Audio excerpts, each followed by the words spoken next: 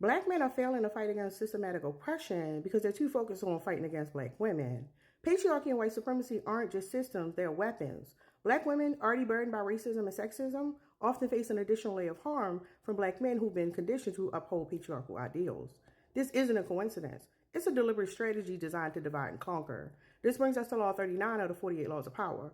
Stir up waters to catch fish. Patriarchy and white supremacy thrive on chaos, using black men to control black women, ensuring that our community remains fractured and powerless. Black men often shame black women for being too masculine or too independent, ignoring the burden society places on us.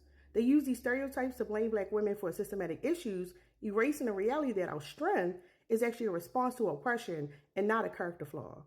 Platforms being led by black men are amplifying attacks on black women by labeling us as unworthy and undesirable. These men are mocking our natural features, our choices, and our achievements, reinforcing white supremacist beauty standards and patriarchal control.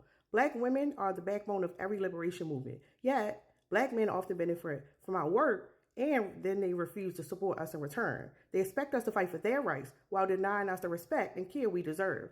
Internalized anti-blackness teaches black men to devalue black women, especially dark-skinned women. They adopt harmful stereotypes, pit women against each other based on complexion, and align themselves with white supremacist ideals that perpetrate harm. These behaviors are not random. They're systematic. Patriarchy and white supremacy condition black men to see black women's independence as a threat. Some men align with these systems out of ignorance, but others deliberately weaponize them to dominate black women, seeing our autonomy as a challenge to their own fragile sense of power. The result, black women are left feeling unsupported, gaslit, and devalued by the very men who should be standing beside us. This isn't just emotional harm, it's a betrayal that keeps us isolated and exhausted.